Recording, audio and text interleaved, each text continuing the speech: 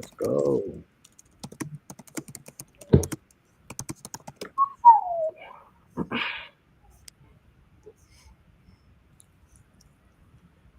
Oh my god. Oh, we're live. All right, I'll tell you later what I just saw. I'll tell you later what I just saw. I just saw a good comment that I cannot say live. This is why you check. This is always why you check. Where everybody at? Whoa, what's going on? Oh, hold on. I don't see no comments yet. I know. Okay. There we go. I see him. Yeah, just spam. Yeah, look at the new background, man. Like you gotta appreciate the little things. Oh, that's nice. That's nice. That's original photography. I was gonna say that's original photography. So there's no copyright or no suing involved. Oh wait, I'm gonna put in the chat what I was gonna say to you guys. Otherwise, I'm just gonna forget it. Oh, my guy Dylan, what's good, bro? One more year. Oh man, what a night! There's so many moments tonight. That was cool what he said when you saw Flagg say running back. Yeah, obviously tongue in cheek, obviously playing into the part, but that was cool to see. I know. Twitter. Some people on Twitter are gonna run with it and believe it. Maybe I should run with it, Zion. When we get off of here, I'm gonna clip it with side eye emojis. That boy Caleb. Oh man, let me not start with that. All right. I think that. Oh no! Wait, that's a good comment. Put that one up. That's it. Put Carl's comment up. That's good. Whose? Oh, Carl's comment. Yo, oh my god. Oh my goodness. Let's get started. Where's this damn intro, man? Yeah, man. The three of you guys, man, thank you for what you guys do, and appreciate you guys having me on. We were trying not to score and everything. We got about 33s or something. Yeah, I mean, we kind of felt that. We kind of feed off that energy. This place is amazing. Like I really love Duke, and I love the atmosphere I'm in here. Mark Williams, beast mode. Paolo first half, he had the cramping stuff. Fair enough. Beast mode.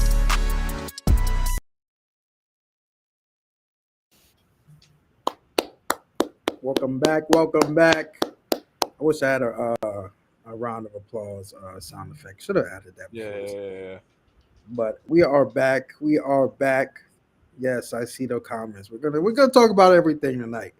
But you gotta take a second to sit back and appreciate this team, man. Like 17-0 at Cameron, 27-3 right now. What 15? What is it? 18-1 in the ACC. Like this is one of the greatest Duke teams I've ever seen. One of the greatest basketball teams I've ever watched. I mean, in general. But man, it's the home stretch is over for us. It's crazy to say, but hey, still got a lot of basketball to play. Still got a lot of basketball. But yeah, let's jump into it. Got my guy JMann here, my guy Russ. Fellas, how we feeling? Feeling good, dude. I mean, look, 93 points. I think the first media timeout we had 2. We had 11 with like 10 minutes to go in the first half and scored 93. Just feeling good about that. Wake sucks. Get them out of the tournament. Get Steve Forbes out of the ACC.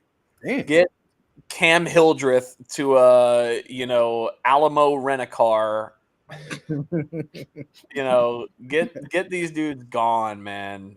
I'm so tired of playing this team. I'm so happy that the game unfolded the way that it did. I think it was good prep for Duke too, just in the sense that this is how teams are going to play Duke all tournament long. They're gonna dare the refs to call fouls. Yeah. They're just gonna foul and foul and foul and dare the refs to call it. That's what I would do if I was a coach going up against Duke. So I mean, I understand, but goddamn, is it annoying, and it makes for a lousy watch. And man, at least after a while, I mean, Wake stopped fouling because their souls were taken away. Their spirit of wanting to be on a court was gone.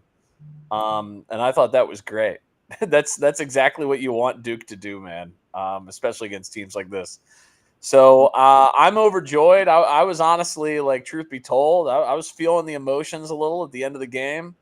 This is such a special season, man. Like I was bummed that there are so many special players that I've loved watching this year that we're not going to get to see play another game in Cameron next year.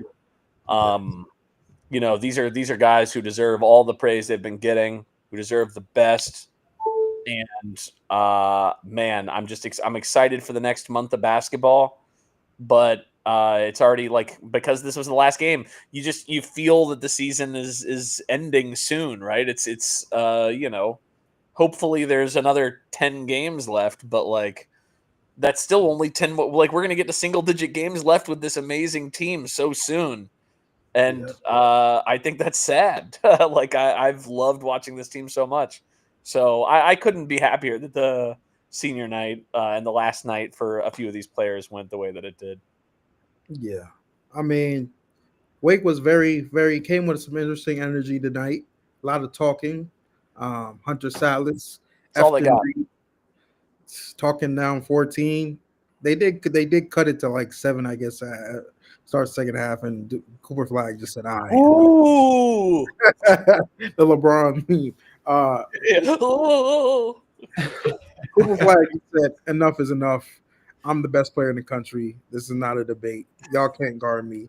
He hit him from all 3 levels: mid-range, one-legged jumper, threes. Like, yeah, when he had that Dirk shot, I was like, "Oh, it's that night. It's that night now."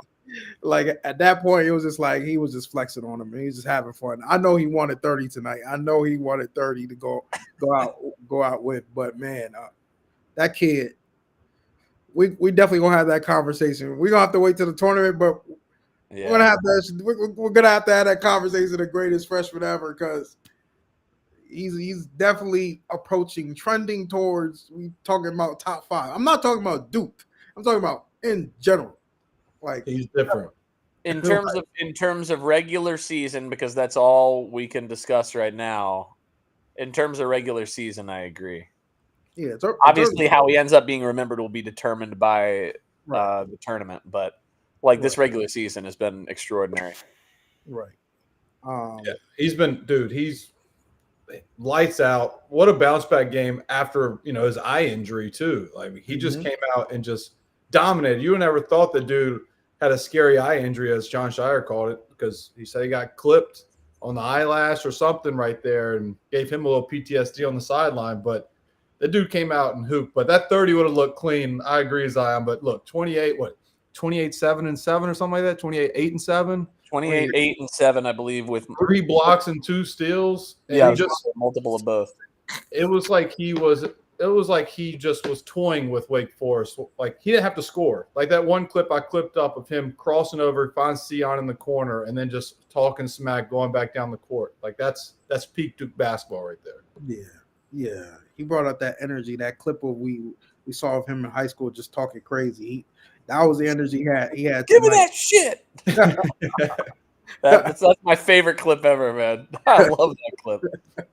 Like, yeah, and he waited till his last game with Cameron to really give us that. But man, it's really a blessing to watch this team, man. Like, it is amazing sight. I don't have any other words to kind of explain it, because it's just, there's no complaints on my end. Like, they're just the dominant team. One of the best Duke teams we've seen in a while. But yeah, I mean, the pressure is mounting now to come through and finish the job. But for now, we can enjoy what we've seen the past 30 games at least. I think that this regular season has gone with it going the way that it has. It feels very much like, I get why people keep bringing up the Baylor Gonzaga year. Like, it very much feels like, again, I hope the tournament goes differently than that tournament did, but we're the Gonzaga and they're the Baylor, like they are doing incredible in a super, super insanely tough conference. And we are absolutely demolishing teams in a better conference than the WCC, but like not by a ton. So like, I get why people are trying to frame it that way. Obviously this season, the next tier of teams is better than the next tier was in the Gonzaga Baylor year. So I don't think that perfectly matches up, but like we are destroying this ACC the way that Gonzaga, when they get their 1 seeds, destroys the WCC. Like we are just demolishing. And it's a lot of fun to watch. It's so fun. A lot of fun. But Cooper was great tonight for sure. But obviously this team is more complete than just Cooper. I mean, Khan, I think Khan was incredible. I tweeted it, I think earlier, maybe last week, that I feel like he's getting, his season's kind of flying under the radar. People try to respond with me saying, "Oh, there was some of the writer from the Ringer saying, oh, he's a top 6 pick." I saw that. Like, it has nothing to do with the season. I said his season is being underestimated. Like, he's not being appreciated for his season, not his skill. Everybody knows he's a very talented player, but the season he's had has flown under the radar tremendously. And I don't think it's getting enough credit because he is. I mean, if Cooper is Batman, he definitely is. Khan has been Robin for the most part. I agree with that, Zion. I mean, it's like on Duke Twitter, especially early in the year, there's a lot of anti-Knipple. Why is he playing so much? Put somebody else in. And I don't feel like the praises matched the criticism as it was early in the year. Like, he's under the radar in that aspect because you go on Duke Twitter, besides Flagg, obviously, Slim's very popular. Proctor's been popular. Sion's done things. Malawat's done things. And Khan's just producing numbers like a 12-5-3 game on a night in, night out basis, it seems like. And, just tonight is a perfect example. At 17 points, and then he had 4 assists and 4 rebounds. I'm trying to read. 5 rebounds. So he just is a well-oiled machine. He can play point guard. He ran point guard last game when we dealt with some adversity without Proctor too, and Sion picked up his foul trouble. But Con Knipple, man, he is the Robin to this team. And I agree with your tweet. I know that I think his name was Kyle, man. No relation. Yeah, I was about to tweet. I was like, the only man I respect is no relation, but I was on your side there. I knew exactly what you were saying, and I agree with you that he's been very underrated this year. Yeah, I mean, like he's not going to get first team ACC. He doesn't score enough points, but like he should get second. He should be a stone cold lock for second. Like the stats that he's putting up, you feel like they're not like quote unquote like gaudy, but like if he's doing 14, 4, and 3, shooting 40% from 3, he's on the team that's the best team in the country. Like he's the second best team on that team. Like that to me feels very much like a second team type of dude. What are you going to put like the best player from Cal on there instead? Like if Con went to Cal, he'd be averaging 20 points a game.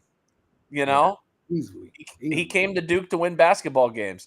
And that's what I love about him. That's what I love about the family. And I tell you what, he is the number 1 dude. I tweeted this the other day, and this is a good question for this podcast. Who is the last guy that you felt like at Duke, no matter the loose ball, that Duke would have the first guy to the loose ball? You know what I mean? Yeah. Like it's been a minute, right? Like, and he is that guy. He is that guy. Every time there's a loose ball, I'm confident Con will get it. Yeah, I just saw Taylor Vanderbilt. I think he even said that. Like there's no such thing as a 50-50 ball with Con Knipple. It is 100% to 0%. Knipple is getting that ball. And it's contagious too. Like his effort plays, the Cooper Flagg shot that air ball, and I thought the play was over. Malawatch saved it, and Knipple kept hustling to where 4 weight guys are standing around. As Malawatch makes a great save, Knipple catches underneath the basket, lays it in. And that's just kind of been Duke's identity this year.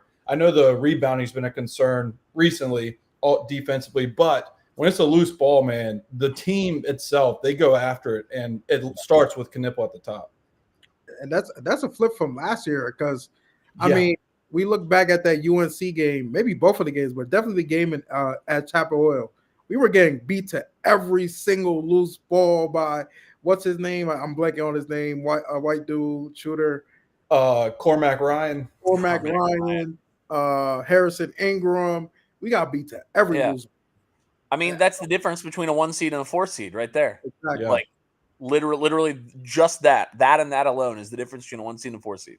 Yeah, and that was one of my film breakdowns last year. The first one that said Duke was soft was when Duke lost at NC State because they got punched in the mouth and they had loose balls they didn't come up with, and it really showed on film. And I called them out then, but this Duke team, I would not be having a film breakdown critiquing if they're soft or not. That's for sure. At all. Yeah, Russ, they're not soft. Physical team. I think Duke is like, I look at this Duke team and I think they're like what I saw tonight, especially how they punched back. Even Wake Forest was bleeding. They had some bloody guys on their end. Like I saw some physicality from Duke. This was a punch game for sure. And I think that John, I suspect, I know they said that John like left the starters in to like give them the ovations. He could have pulled them a few minutes earlier and done the ovations. I feel like there was a message sending occurring by leaving those guys in until like the 3-minute mark, you know? Oh, yeah. And that message is like, if you want to play us like this, then we welcome it. You know, but like, do I think that like the most physical teams in the country might still, you know, if they're called this way, the games are called this way, give us some difficulty? Sure. Yeah. But this is definitely not a team that's just going to like bow down to that. Yeah. They're going to fight. And I loved the fight from the team today. And I loved that when we were up 25, they were like, not enough, man. Not enough. Let's what's the bit from Curb, JB Smoove, where he's like you rip open their ass and leave garbage and then you leave it wide open, let them know you've been there, you know, like that's what it felt like. That's what this game felt like. I don't know that reference, but you know, you the movie expert, so you know I trust. That's TV, man. Come on. TV, my fault. But yeah, I think, you know, tonight, before we get into, because we will keep on spamming these comments with the elephant in the room. Sure, we'll get there, but I gotta still give credit to some people. Sion James, obviously, last night in Cameron for him. I keep on telling people this kid is. I feel like a tournament team is going to leave. They're going to play this game plan to leave him open from three, and he's going to torch him. He's not a bad shooter. I just don't like. He's not a bad shooter because I've seen it of late. He's just the guy though that like if it's not like, you know, if they're covering Malawach, like then if you want to try to leave a guy to try to help, right? Because we've got enough guys. Khan is strong enough that he's going to attract some help. Cooper obviously is going to attract some help. You can't help off of Tyrese. Like, I know Tyrese was struggling coming back from the injury today with the shot, but, like, you can't help off him. He's got the history there. You know, Sion then just by default is the guy that you help off of because you'd rather him shoot a three than go downhill because, like, he's so strong getting downhill. But he has shown throughout the course of the season that he can hit standstill threes. Like, he can hit catch and shoot threes. So you can't really leave him either. It's a pick your poison, you know? Like, I don't know what you – same thing with, like, you can't leave Mason Gillis. You know, like, what do you do against this offense when you want to try to help against the top 6 pick in the draft weapons that Duke has? So this is why Duke's team next year needs to be constructed somewhat similarly in, like, putting shooters – at all positions around these guys, because then, like, it's shown this year, it's almost, you can't defend it. It's so hard. So to go off of that, Russ, like Sion James, I pulled up his synergy because I did a deep dive on him a couple weeks ago, I think, on Twitter, but I'm looking at it now. I don't know if it's updated or not, but he's shooting 51% on catch and shoot this year. He's 23 of 45, efficient field goal percentage of 77%. He's 99th percentile in the country on catch and shoots, and he's unbelievable. They're all wide open, right? Like, correct. Yes. On synergy, I'm assuming that all but like 2 of those are legitimately completely wide open. Correct, because he has that set shot, so he's not going to really get it off with a guy in his face. Yeah. But that's where the Cooper Flagg of being double team in the post. That's where you get killed. Like, you don't want to go one-on-one with him on an island. He's going to score. But if you double him, he's going to pass out of that double to a skip pass for an open three, and that's where Sion James will kill you. Yeah. Yeah, I mean, this is also just such a great advertisement for the portal next season. You know, like this is a telltale, like, Yeah, Sion could have gone to a bunch of high majors and been like like one of the best 2 players on those teams, like a good team. He could have been a top 2 option. And instead he's here and he's probably going to get picked in the second round of the draft would be my guess. Oh, yeah, for Like sure. just cuz he does everything. Like, and when you put yourself in a position like by going to Duke and playing with lottery talent that finds you when you're wide open, it is going to give you opportunities that guys who go to teams because they want to be the guy, those guys aren't going to get those looks. You're not going to get the chance to prove to scouts, hey, I can do this. I can convert. Like that's the role that Sion would have to play in the NBA, right? He's got to make catch and shoot threes and then play defense. That's his role. And so he's played it on this team in college with spacing that has been fantastic, so it's a great advertisement for the program and where John has it right now. Yeah, this whole roster I feel like is perfect advertise. Even I mean I don't know if Nathan Men is factoring all this in, but even years after this, like you look at this structure of guys sacrificing to play together and still reaping the fruits. You see Isaiah Evans, who at the beginning of the year everyone was like, "Oh, this is the guy Duke is holding on the bench, killing his draft stock," and he's right back. People are talking about him. If he comes back next year, he could be a top 10, 15 pick. Khan coming in as a non-McDonald's All-American, but a top recruit, still having, the opportunity to establish himself after Cooper. Tyrese Proctor coming back, didn't have to, probably coming back with way more talent than last year, was a bit of a risk for him, and, he's benefited from it. So, I mean, Duke is given the blueprint of this is how we construct a roster. You don't need to go to wherever, to play. Nate, you don't need to go wherever to, be the star and get your shine off. You could thrive here too.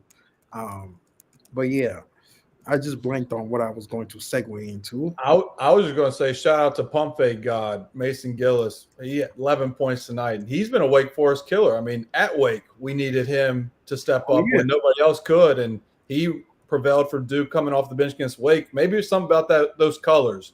It's the same colors of Purdue, so maybe he just thinks he's back home and he's cooking them. But that pump fake, he made that dude jump up and touch the banners and go right to the cup. I mean, he's been great in his role too. Yeah, I mean, all around, is the depth. The depth of his team is crazy, man. Like I said during the game, it's crazy, especially when we get healthy and get Malik back. When we go into March Madness, and I'm looking at our bench, I'm excited. I'm excited for if we get punched in the mouth. I'm excited because if we're not scoring, we have Isaiah. If we're not playing defense, we have Malik. If we're looking young for some reason, we have Mason Gillis to come in. Like it's just we could throw punches from anywhere, and even if we get hit, we have the perfect response to it. So I'm definitely excited for March and for us to get healthy. I don't know about Malik, so stop asking me. Yeah, Zion, what's the word on Malik? So you're in Cameron. He literally just said stop asking. No, I know. That's why I said it. You segued it too smooth. I thought you weren't listening to him. No, I heard him. But yeah, I guess we could jump right into because we still have to talk about UNC after this game as well. But the elephant in the room, Caleb Foster got a DMP tonight. A lot of people are, speculating, is this the final time that the camera crazies have seen Caleb Foster? That has he already put in his 2 weeks and, entered the portal? What's y'all thinking? I mean, I am purely speculating. I don't know. I do not know, to be clear. I would be surprised at this point if he came back. I mean, just in terms of the writing on the wall. But when you have fallen entirely out of the rotation, I mean, like maybe he's just sick tonight. I don't know. Again, I'm not privy. But he has more or less fallen out of the rotation, right? And like he's a guy of pedigree. it's very possible that he, sort of told the staff and is making some business decisions. Maybe, I don't think that means that he holds anything against the school or anything, or holds anything against Shire, whatever. It's just like they're going to have to recruit more guards next year in the portal. You've got Evans right there. If he comes back, like what's his role look like next year? He's going to be fighting again for minutes. And, he's a guy of high pedigree. I'm sure a lot of schools are going to be, in his ear being like, hey, you can start day one, play 35 minutes, day one. Yeah. That's got to be very tempting. I'm sure there could be, for a guy like him, a former Duke player, people might be bidding on him, right? Like people might be like, we want this guy for the next 2 years. So I don't know. I would guess that he's gone. I don't relish it. I hate seeing guys leave, but I also want to see guys do what's best for them. And if that's the call that he makes, then I respect it. And I think Duke, the program will be fine either way, but you just don't want to see guys leave. I don't like seeing guys leave, but I get it. Yeah. It sucks. It's weird, dude, because like this was, the game to honor all players that are probably going to be gone. And if he is one of the players that's gone, him not playing in what was basically a 40-point game late in the second half is a head scratcher. Even if it was his decision, coach's decision, whatever, I just found it odd that 13 guys played and he didn't play. Russ, you and I said it on last show where we thought it was interesting. Darren Harris got the call over him in the second half of last game. And now you see him with a DNP to where it's just like, maybe maybe the writing's on the wall. Maybe they had conversations. Maybe he's sick. I don't know. I haven't seen anything on Twitter to say like he's under the weather and that's why he didn't play. But it's weird, dude. 13 players played and he didn't play a single minute in what could potentially be his last game at Duke. That's just kind of head scratching. I mean, Harris over Foster in the last game. I mean, I forget if we said this or not, but like that could be a business decision by the staff too. Maybe. We want Darren back. Like I would love Darren back. I'm still super high on him as a multi-year player. So if the staff doesn't think Caleb's back and we want Darren back, then why play Caleb over Darren when we're up by 25 points? Or like even we played him earlier in the game than that, but like we were still up like 10, right? Like why swap it if we really want one guy back and we know what the other guy's doing? Again, this is all speculation. Yeah. Correct. But it's a possible reason. I would say the Darren one was more so the flow of the game because I think Caleb was kind of struggling earlier in that game, especially attacking the rim. And he's been struggling all year. But yeah, I did talk to Darren after. I did not actually post the clips, but he has actually said that Shire has been like in his ear like weekly just to like kind of keep him encouraged, engaged, that his time is coming. So, I think that's definitely shows that Duke still has a plan for him. That's big time. It's going to be up to him to decide whether he wants that. But once next year when he's not so sped up and he doesn't feel like he's got to fight like as hard to play, like this year's team was so stacked, there'll be guys next year, but like, again, he knew he was a multi-year dude coming in. He's such a like you could see him right away next season being like microwave scorer off the bench type dude. Mm-hmm. Like, you play that role as the sophomore and then junior, senior year, you're the starter, right? Like that feels right. It feels like a very Duke, like old school Duke thing. Yeah. He feels like an old school Duke player in a lot of ways. Yeah, I mean, I'd love to see it. I'm a big fan. I am too.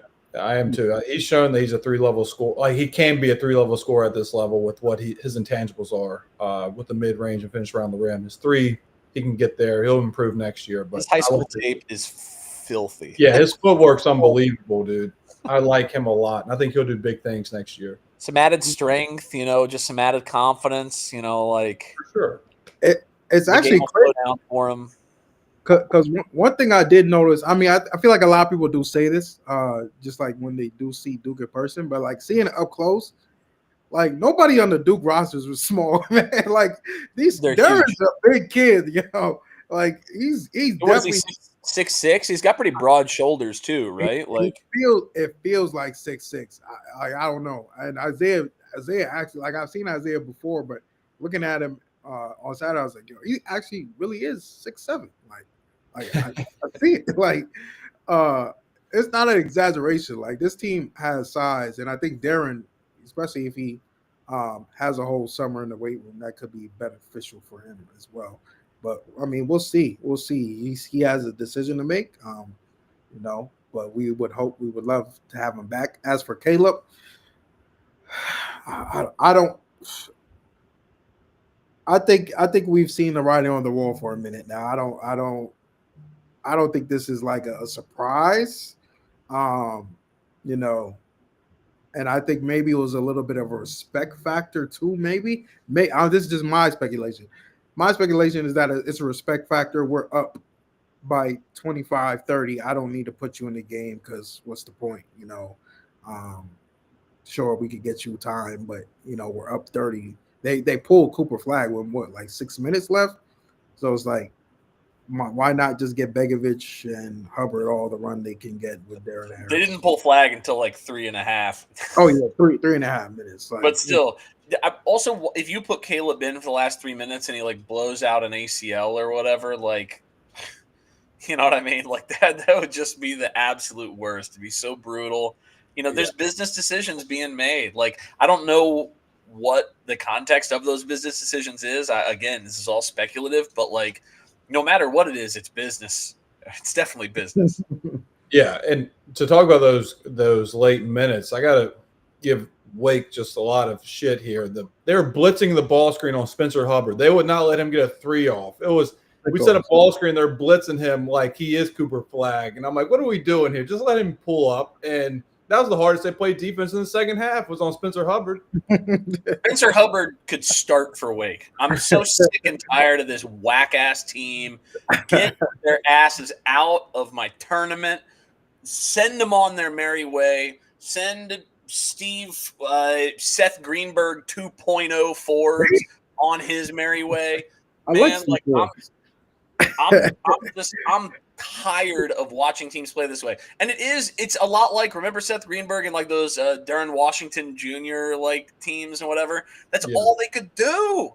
That's all they could do is like blitz you and foul the hell out of you and try to win that way. And like, that's whack basketball. And then they could never do anything with it. Yeah. Like play better. They had all the talent in the world, dude. They got talent on that roster. I know it's not talent, but they have real talent on that roster. But they've got a guy who should be a rugby player who's got super glue on his hands. They've got Hunter Salas who's sitting there like gulping, thinking about how he could be in, the G League right now. But instead he's got to be like dealing with all these guys. Like you got Juke Harris going, is the portal available? Do I have to be back next year? Like I'm tired of teams that play like that, man. I'm tired of like chirping when you're down 20. So lame.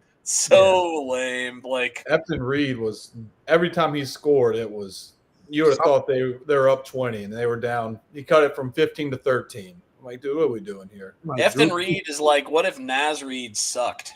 Your man was acting like Drew Timmy tonight. I'm just tired. Look, they got talent. All those guys are talented. Maybe they're great guys off the court. I don't like how they play the game of basketball, man. I just don't like watching it, and hopefully I don't have to again. We could see Wake in the ACC tournament. We could see them again a third time, and I hope we beat them by 50 because I'm tired of watching teams play this way, man. You mentioned Spencer Hubbard. Well, Wake obviously not, but like I do think Spencer Hubbard could play at Miami. He plays a lot harder than Miami's guards do, especially. Ugo Chukwu. Ugo Chukwu is He's on my shit list. That is the worst offender in college basketball, dude. I can't. I need to watch all of his defensive possessions going into after March Madness is over, just to be irate all over again. Nigel Pack sipping Mai Tais at South Beach, going, "No, I'm still hurt. I'm still hurt." I forgot about that. No, ow. Yeah, I'm not right. Go on. You got it. Oh, dude, it's I said in the film breakdown, I was like, there's a good chance Jay Lucas is like, yeah, he will not be back next year. They're going to have that conversation day one. That is something we got to talk about. Jay Lucas, is he going to coach if he's announced this week? The rumor is that Jay Lucas is going to be announced this week as Miami coach. Is he going to still coach at Duke? Yeah, I think he would be through March Madness. I think they're just going to make it. Again, this is me speculating this, but with the time frame, I would be very shocked to see the defensive coordinator leave before the most important part of the college basketball season. I think he'll start recruiting for Miami on the back end, but I think he's going to be coaching at Duke. But that's the thing. How do you recruit, put your full effort in? Because the portal will open during the tournament. Correct. How do you put your full effort towards the portal while also still trying to coach your team who really is not meaning? Well, I mean, the guys mean something to him, but like the actual. I know what you're saying. Yeah, it's a great question because it's unprecedented, to be honest. He's honestly getting pulled one way to be the assistant coach at Duke and doing his coaching duties, and getting pulled the other way by Miami. He's like, hey, we need to start preparing for next year. Maybe start. I don't think he's going to hire a staff publicly. I think he already has made calls behind the scenes of hey, would you come with me? And there's a lot of stuff probably happening on the back end that won't be public till after March Madness. But I would assume he's probably reaching out to some guys that could coach with him that mutually agree. And then they're also putting word out to players recruiting. So he's not doing all the things. So it's just unprecedented with this time frame. And honestly, I've been asking some of my buddies that coach, and they just I've never seen it like this either, because he has a job to do to win a national championship. That'd be huge for his resume for Miami as well. So I think he's just going to be wearing two hats to the end of the season. Yeah, Trilly said in the Discord that the consensus seems to be behind the scenes that this has been handled poorly by Miami. Again, that's just via him. I don't know anything. I feel like they must be paying him a lot of money, because the Texas job is going to be open also. And I'm not saying that Texas would go with an assistant to head coach guy, but he's a mover and shaker for that school, man. I feel like he would at least get an interview. Miami must just be doing the here's a big bag of money. Don't go interview theirs. Come to us. I've got to think that's the reason, right? I don't know what that means for the tournament. I saw somebody in the comments say he's going to see it through. But again, to Zion's point, I don't know. That's announcing it that early is really weird. Just really, really weird. But it is what it is. Wish him the best. And I got to go feed this baby, Zion, so I got to get out of here. All right, feed the baby. All right, Russ. All right, take it easy, fellas. Saturday. Talk to you then. Yes, sir. Speaking of Saturday, we got to talk about Duke-UNC. Duke-UNC Part 2. The Red Hot Tar Heels, I guess, at this point. Best ball of late, even though they haven't played really anybody. But, we can honestly say the ACC is, besides the top three teams, are not any good. Yeah. But, they're on a 5-game winning streak. A lot of blowout wins in them during those stretches. They're starting Jalen Withers now. What are your thoughts? What are your thoughts on this upcoming matchup? Yeah, so I kind of alluded to it last episode briefly. We were talking about it, but I think they are playing their best ball, and I think we'll see a different UNC team because Drake Powell didn't play really in the first half, and he played in the second half for UNC against Duke, and he had 12 points and 5 rebounds and looked like he belonged on the court, unlike the rest of the UNC's guys in Cameron. But with their production they've gotten out of Lubin and of of Withers. Like they're two post players. They're small, but Lubin and Withers have played pretty well in the last 4 or 5 games, and it's helping RJ Davis get cleaner looks that they're being involved. Cadeau still is, Cadeau. You want to sag off of him and let him shoot 100 threes in a game, but Lubin and Withers have provided them a spark to where it'll give Duke a different wrinkle, but I think Duke's Duke this year. I see UNC fans comparing this Jalen Withers stuff to Brady Manning? Are you still worried about Jalen Withers hitting threes in that game? Not to the speed or the pace or whatever to Brady Manning. Not to that comparison. Like, will he step out and hit 1 or 2? Sure, but when Manic called it and he would shoot, it felt like 3 points were going on the board at the end of that season for UNC. Like that dude seemed like he shot 100% from 3 for them. I don't think Withers is to that point. I don't know if anybody will ever be to that point of Manic, but I think they're trying to find something there. I don't know if it's tongue in cheek or if they're really trying to, find a run to make this team make it to March like that team did for UNC. But Withers is a decent player, but Brady Manic, man, they just don't have that type of guy. That's what Cade Tyson was supposed to be, and Cade Tyson is nowhere close to obviously Brady Manic. Oh yeah, if I see Cade Tyson in that game early, I will be licking my chops. Yeah. I mean, he shot 1-3 in Cameron, hit the top of the backboard, and almost took Cooper Flagg's left eye out. Come on, man. But I'm definitely I will say admit at least enough to I think this game will be way more competitive than last time for sure. I mean, I hope so. I hope for the sake of college basketball fans, it's that close. It's closer. But yeah, I'm not really. It's still going to be RJ Davis against length, size, strength. It's still going to be Elliot Cadeau up to Elliot Cadeau hitting outside shots. Ian Jackson, I mean, I haven't heard from him of late. I haven't watched their games completely, but I think he's been quiet. I thought he would be a guy for them to get this hot. I thought if you asked me how they would, I'd say Ian Jackson scoring 20 or more, but he's been in the single digits, and I think that just UNC's found something with him being quiet, but that's also like a sleeping giant. I think he's a guy that can score in bunches for them. He's shown it this season. Duke at home, last home game, I think Ian Jackson will be ready. But, again, I think it starts with Elliot Cadeau. We saw it in Cameron, right? Cadeau turned it over a few times early in the game, and that was all Duke needed to really just run away from there. And if you can get Cadeau to really turn it over early and he misses his first 3 when you're sagging off, I think you take him mentally out of the game. Yeah. I mean, outside of that, it's not really much. I'm not worried about Jalen Washington, knock on wood. Who's their backup? Van Lubin. Who's starting now? Is Van Lubin starting still, or is it Washington?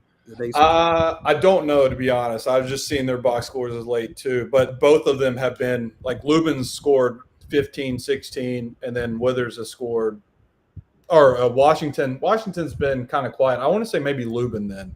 I think Lubin's at least played more minutes than Washington. Okay, we got a Tar Heel fan in the chat, so speak up if you want to. Not that we want to give you the attention. I see a lot of Ryan. Ryan, I keep on telling y'all, Ryan is not here. Ryan is busy. Like he's just not. We don't know when he's available. He's available. He's gonna tell us, but he's a busy guy now. But okay, say Lubin and Withers are starting. Okay, that makes sense based off of what I've seen. That's still a small. I know they upgraded in size, but that's still a small front court. Yeah, but I don't know. Sean, if I had to guess, I don't think Malik is coming back this week. He hasn't. He's not even warming up before the game. Not even assisting with warm-ups. I think if I had to guess, ACC tournament, maybe. Yeah. But I do think if he's playing again, it's probably going to be during one of the tournaments. I'd probably guess more close to the NCAA tournament. But I just don't. Yeah. It's not an injury where, like, I feel like you want to give him as much time as possible to heal up. Yeah. And I think we could win the ACC tournament without Malik Brown. Yeah, it's a weird injury, man. Those things are no joke. I had a teammate separate his shoulder in a college game, and it took him a while to get back to where he was. So with Malik, the way his came out with minimal contact is also concerning because it wasn't like a forceful impact to his shoulder. It just slid out of place when his fingers hit the ball. And so I feel like they're going to have to somehow get strength. I don't know how, but he just needs to really get better strength there in the short time span, maybe just through rehab. I think he'll have a sleeve on when he is ready to play, but I think you might see him round of 64 or maybe even the second round of the tournament with just being as precautious as I can think of in my personal experience. But look, Duke has not missed a beat with him. I thought they would, and Duke's won every game by like 30 plus. Well, not even a worry. There was never an instance where like, oh, man, we need Malik here. Like, yeah. it's been easy every step of the way. Someone had an interesting question here because I was thinking about this mid game, and I did tweet mid game that Cooper should be unanimously selected for every award he wins. The DSCC Defensive Player of the Year, I just don't know who else. Like, is it Chucky Hepburn? Like, who's his competition right now for ACC Defensive Player of the Year?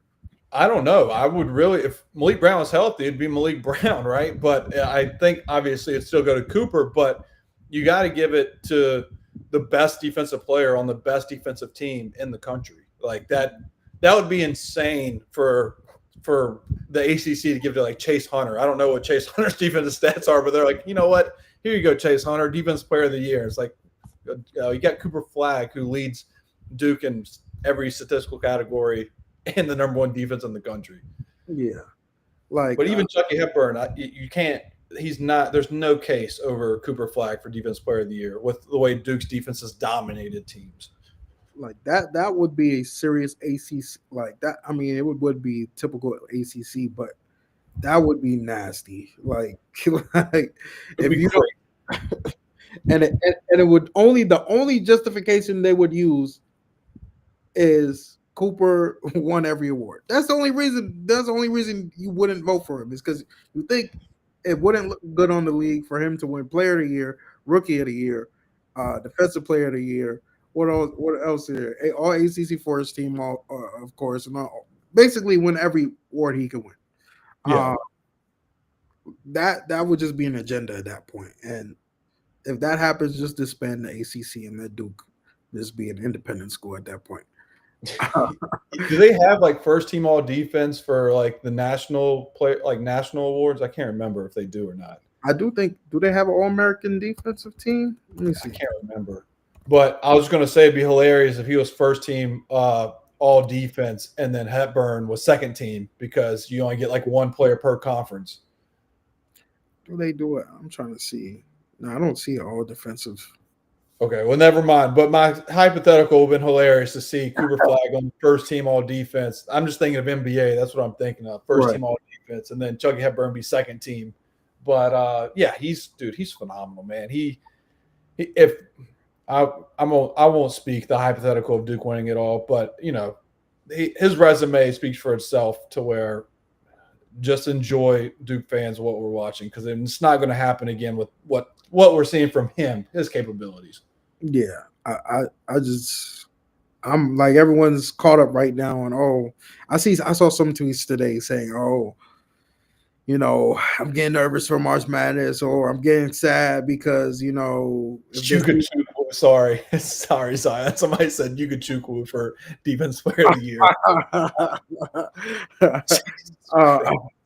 But yeah, I've seen people say, I'm worried because if this team doesn't win it all, it's going to be a heartbreaking. Number one, I'm going with the mindset of just get to the Final Four and then we'll see. Get to the Final Four and we'll see. I don't think. Go ahead.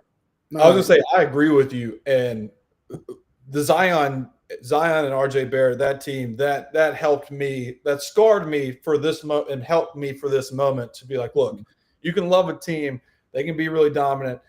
March is going to do March things. That team should have a Final Four banner in Cameron. The fact they lost in the Elite Eight to this day, I'll never get over. So it's just like, enjoy every moment of the madness for Duke, like the first weekend. And I think it all comes down to matchups. I know some people don't like to hear that, but I think that is what it comes down to. But I think Duke is a matchup nightmare for literally anybody in the country except for maybe like, I don't know, a handful of teams, 4 teams, I'd say.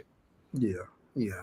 And what are those teams? I'm really talking out of my ass right there. I could not name those 4 teams. I would say, I don't know. I would have to really think about that. But it would be like 3 teams where you're like, ooh, that'd be tough. Like one matchup I would not like. Again, this is situation would be like St. John's in New York or Newark or wherever that is. It's not even that, not even our 5 against their 5, but it's their 5 in their backyard. And it'd be the South Carolina first round matchup in South Carolina again for me. Yeah, I can't stress enough because I was talking about it with my brother the other day. He was like, "What Duke has? Duke shows up, pretty well in the East Coast. You do not understand what happens when a team like St. John's that hasn't been good for a long time has an opportunity to play the biggest brand in the sport locally. There will be alumni in the area that have never been to a game in the past 15 years that will show up to that game because it's a once-in-a-lifetime experience. St. John's will have a home court advantage in Newark that beats South Carolina.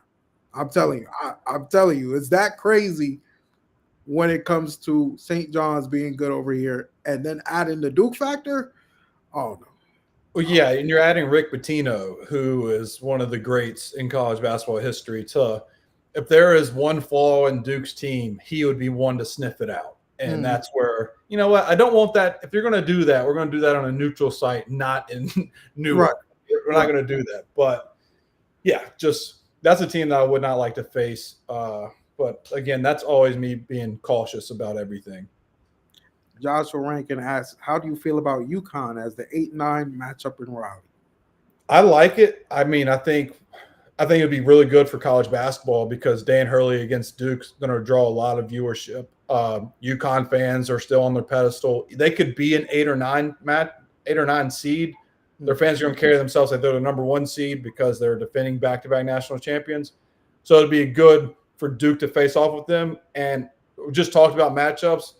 Nobody on UConn, or actually everybody on UConn, they cannot guard a parked car. So give me Duke's offense against that defense because Duke would put up 90+ in the tournament against UConn. Facts. And they better not put Liam McNeely on his boy Cooper Flagg. No. You don't want to put anybody. You better run 3-2 zone against Duke and just live with Common around the rim. Oh, man. But, yeah, I don't think, kind of like you said, I don't really fear any matchup. I think I just don't like situations like St. John's and Newark. But other than that, I mean, put whoever. Give me Tennessee in our – if they want to give us Alabama as the 2 seed, Alabama can't play defense either. That's another team. I'm not buying there. Against they've had some big matchups where they're giving up 100 points. I think they gave 100 points to Kentucky. They can score though. They can score. Yeah, it's kind of like their brand of basketball. It's just like we're going to shoot within the first 5-7 seconds of the shot clock, and then hopefully we score. You might go back and score, but your 2s or our 3s are going to outweigh your 2s. Is how their mentality is. Yeah. But yeah, this is not a year to be afraid of any matchup. Auburn, if we get Auburn, it means we got them in the national championship. So give me Auburn. I want Auburn. I want Janai Broome. I know they gotten better. I think Auburn has definitely improved since that December game. But I also think Duke has improved dramatically. I don't even think I look back at that game. I don't even think Duke was really playing like the team we see now. Like there were still laws on offense. There were still breakdowns on defense. We did like Auburn fans say it all the time. Oh, it's just because Isaiah Evans got hot. Yeah, I mean, yeah, Isaiah Evans is like that. But you know, I think our team was still definitely finding themselves. I don't think Khan was the player he was now. He is now. Kaman wasn't the player he is now. Even Flagg, I mean, I think Flagg was 7 of 22 that game, and Flagg hasn't shot that inefficient since the calendar year flipped over. He's been shooting around 50% the whole year with his shot selection, and that's where, again, I separate him from Janai Broome for the National Player of the Year race. Janai Broome's going to give you 18, but he's going to be 7 of 18, and they're around the rim. And he's a foul merchant, and he'll step out and hit 1 or 2 top of the key threes. That's it. Flagg does it in all 3 phases, and he's getting better, or he has been better shooting the ball efficiently. They both shoot. Actually, I think Flagg now shoots a better efficiency from the field, and Broome has 40 more layup attempts around the rim than Flagg does, and Flagg has a better field goal percentage than he does. Efficient field goal percentage. Yeah, I think that's a good point for Zor because I mean Cooper Flagg, even in that Kentucky game, I look back at the Kentucky game, the amount of open threes he had. There was a stretch he had back-to-back open threes, clanked both of them. He's a way different shooter than he was in December. Correct. He credits his dad to going home and working with his dad again to refine his shot. But yeah, he's not the same player either. So I just think that matchup, there's not a team to me that puts fear into my heart. There are matchups I would prefer, but yeah, I was gonna say there is not a team in the top. Like Gonzaga's a weird one because of their seeding. Like since they're in the WCC, they're not going to be like they're not going to be like the top 3 seed. They could be like a 5 or 6 seed or whatever they are. I'm not Joe Lombardi. What's that? They might be 7-8 this year because they're not winning their conference. Right. So if they're 7-8, that is a matchup that I'm not really scared of. I wouldn't be thrilled to have, but it would be one of those like, look, this is a really good like team according to KenPom. I don't want to see them in the first weekend, but but really the top 12 teams, I don't know. They don't really. I don't know, man. It's going to be interesting. It really is. Auburn is really good, but like you said, Duke's improved, and Duke's not the same team. Auburn's not the same team, but I would love a Duke-Auburn national championship because I think that would feed families. I think that'd be great basketball. Oh yeah. Oh my goodness. Oh, we can't lose that though. But I mean, we've never lost to Auburn before. Knock on wood. Knock on wood. But yeah, so Duke is still number 1 in KenPom. I mean, Auburn has to play tomorrow. It's close this one out, man. The only thing you have to do is beat Carolina on Saturday, win a game in the tournament, win a game in the ACC tournament. If we drop the game in the semifinals or the finals, the theory is that the committee does not factor in the conference tournament that much. That's what they've said in the past. So if you were to drop semifinals or finals, I don't think it's kicking them off the one seed line. I don't know. Could be wrong, but that's what they said. Yeah, and speaking of that, Zion, to talk about UNC real quick, I should have brought it up then, but like they're on the bubble, like the last 4 out or whatever, first 4 out, whatever the hell it is, first 4 out. And people forget, or people may not know, like their AD is on the board for this tournament. So like Bubba Cunningham, you think he's going to leave his team out on March Madness if they're the first team that's out, or they could be the last 4 in? I think he's going to sneak them in. But obviously if Duke handles business and just embarrasses UNC, it's a moot point. But I just find that fascinating. It's not talked about enough that the AD of UNC could swing the March Madness of who's in, who's out, because he is sitting in the chair. Nasty. Very nasty. But, not even he could stop Duke from at least playing in the East and securing a 1 seed. So Yeah. We take care of business. Bubba, you are just an ant. But yeah, I think Saturday. I'm trying to think. What time is that game? 6? 6? Yeah, I think so. It's always those weird. That second Saturday is always a weird. I'm pulling it up on my. Hope it's not an 8 o'clock game. Why is it not giving me? Somebody say anything? Let me see. What's up? Yeah. It's at 6:30. 6:30. All right. You know, we'll be back after that game. So possibly 7, with probably like 6:30 coverage, 7 o'clock tip off. Yeah. Honestly, I would have been fine if they didn't do game day at Duke-UNC, but I just laugh at the people who question it. Dude, it makes no sense. It's like it's Duke-UNC. I know Kay's not here, and I know you're annoyed with it, but you being annoyed with it proves the point of how impactful this rivalry is, that everybody's going to be tuned in to watch. You might hate watch, but you're going to watch, and the viewership is viewership. Facts. That's the thing. Like, people think, especially these Auburn and SEC fans, Florida fans. You know, I've never seen Florida fans in my comments. Like, where are y'all coming from? I don't think they've been to the second round since like 2017, bro. Like, you guys all of a sudden think you're the cream of the crop and everybody wants to watch you. No. My cousin from Kentucky does not care. Well, I'm not going to use Kentucky. My cousin from California doesn't care about watching Florida basketball. They will turn on the game to watch Duke-UNC because they know the history of the rivalry. They know Duke has the #1 pick. Like, people are going to watch that game regardless of whoever is playing in the game. What was the matchup that they chose game day over that people were up in arms about? What was the matchup? Was there one? I saw a lot of Kentucky fans complaining about Kentucky, Missouri, which is. I mean, that Kentucky has fallen off a cliff. Granted, injuries. I will give them benefit of the doubt. Injuries suck and derail your season, but you have been terrible with the injuries that you've had, and you just got blown out on your home floor by Alabama. You do not deserve a game day with Missouri and Mark Mitchell. Yeah, but the big one is Alabama Auburn, which I get that one. I get it. I was like, look, you got to have Duke-UNC. I didn't know Auburn, Alabama was Saturday. That's actually kind of crazy, especially since they were 1-2 the first matchup. Yeah, but you know, y'all already got a game, and y'all get football. Y'all got football, man. So I will bite my tongue. I will not poke the bear of Auburn, Alabama, why Duke has game day over them, because they would put me in my place, and rightfully so. That's nasty work. That is crazy. Hey, man, y'all, they still new to this.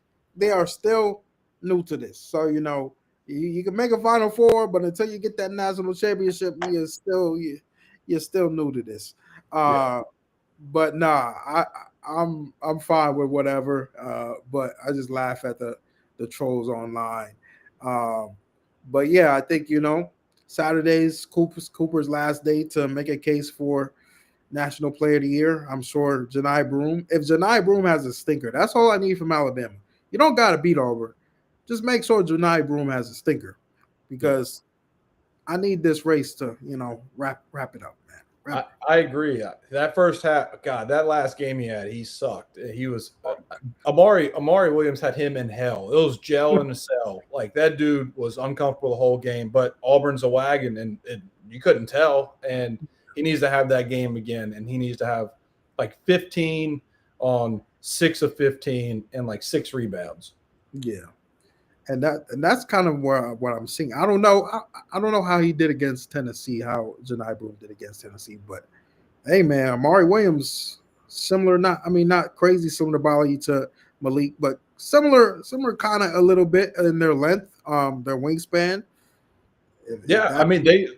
Amari was a guy Duke looked at in the portal, and he visited. I'm pretty sure he visited anyways, but like, Duke obviously wanted to get a defensive-minded center as their backup center, and if it wasn't going to be Amari Williams, it was going to be Malik Brown. And maybe they got Malik Brown first, like they preferred him over Amari, but both are very similar where they're defensive-minded and impact and the identity of the team when they're on the floor. It's broom stoppers. But yeah, we'll see. Exciting weekend coming up. Exciting time for Duke basketball. Another blowout another victorious home victory. We got a couple games left, y'all. This reality is kicking in. Yeah, And this dude, season will fly. the season is over. It's over on Saturday. The regular season's over, and you get one more chance to lose in the ACC tournament. There's no more losing, man. The real stuff begins. But it's been a fun year so far. Take it in now. Take it in now. Just enjoy this because we will be. The pressure's gonna hit us, and every game is gonna be. We're gonna be on the edge of our seats because Yeah. this team is capable. I got a lot of work ahead of me too, Zion. I got to do a full. I'm doing a full conference tournament breakdown for all the conferences, and then a NCAA tournament breakdown of like every team, every matchup. It's fun. I can't wait, but there's gonna be some all nighters that I'm putting up. I'm putting up some Wilt Chamberlain numbers in the next 2 weeks. Oh man. Oh man. Go tap in with JMann. Go tap in with all his content. Obviously, he's Duke content, but support him in all his other content as well. The man is grinding. He's grinding, man. Monty asked Zion how many games you got attended. No, listen, I got 2 more games. Knock on wood. I got 2 more games. If they get to Newark, I'm there. Both games. I'm there. But definitely shout out to Duke too. Shout out to David Bradley. Shout out to Kyle, Serba, the staff over there. They actually brought me to their little social media hub, showed me around. That was really, really a dope experience. That was my first gaming Cameron, as I said last show. Some people say I lose points because of that. Bro, I'm from New York. I live in New York. I don't have all the time to go to Cameron indoor. Like I said, the last time I was there was when my brother was on campus as a student, but I never went to a game. But that was a dope experience. So shout out to the Duke staff over there. But yeah, tap in with us. Follow us. Like this YouTube. If you're watching on YouTube, please like. Keep on telling y'all. I don't see the likes going up, man. Help us out, man. Give us some likes. But yeah, go support us on Apple, Spotify. We'll be back when the tournament starts to ramp up. ACC tournament, March Madness. We'll be here almost every day. So tap in with us, JMann. Hopefully, will be joining us a lot. Ryan will probably come back at some point. Off his hiatus. So might do a selection Sunday show with all Duke creators. I'm trying to get every Duke creator on the show. So maybe like a mega show for the Sunday selection show, just a sneak peek, but we'll see. Appreciate y'all. Go Duke.